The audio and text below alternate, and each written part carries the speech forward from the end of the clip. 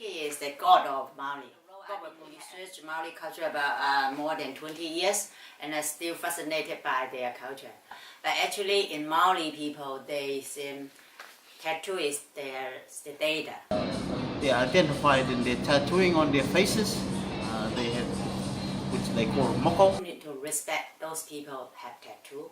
The facial tattoo, not easy to do the facial tattoo. If your parent, the Maori people, if they both sides got a tattoo, means they both parents got very high state. A woman can do the tattoo, but only the chin and lips, because they believe the chin and the lips in blue color and tattoo means very beautiful and keep they look young.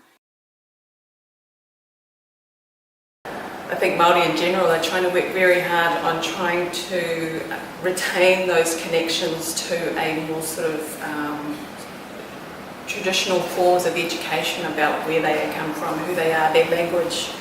You know, our language has changed, and there's concerns from many of the older Maori that have the more traditional knowledge of Maori language, who are worried about Maori language becoming sort of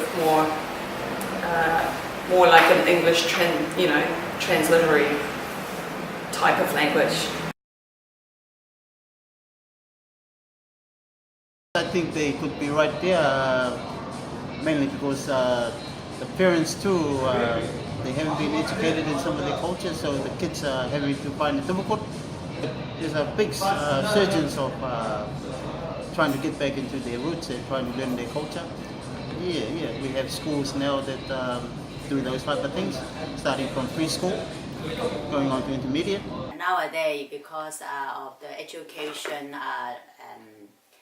at our school will have to teach Maori. Opened in 1998 in Taupo. Then we opened another gallery in Wellington in 2000 and Auckland opened in 2002. We support Maori and New Zealand artists, but our particular focus is on supporting contemporary Maori art. We're talking about mainly carving or painting, and mainly the artists are basically of nature itself, birds, trees, land, and things like that. They are passed down through certain pictures and certain word of mouth and stuff like that.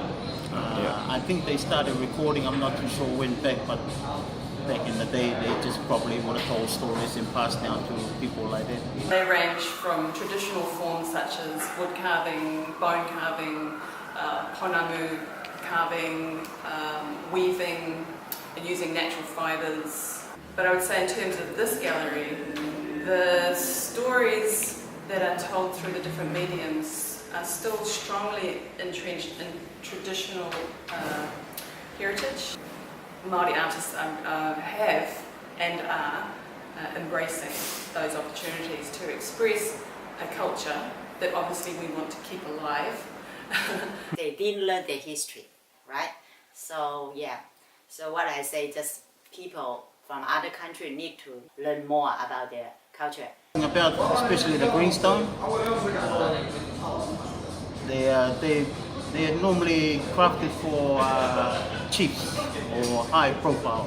Maori artwork that is influenced by our environment, by our nature.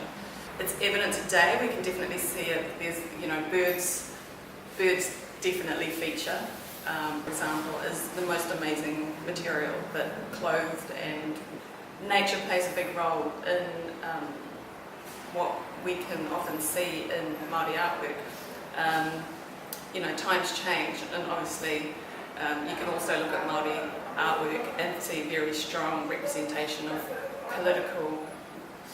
Maori art is definitely a marker or a signifier to either an event, and it could be through carved musical instruments.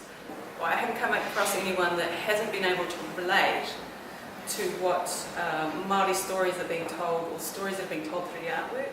It is something that people can connect to, because it's around family, it's around the land, it's around legend, it's around cultural values. comparing Maori artwork now to what you might see in a museum, and thinking that traditional or real Maori art is what you see in a museum. Maori art was always progressing. Maori artists took pride in furthering their skills and telling new stories. Acquisition through lots of hard work. I think there's a great future ahead.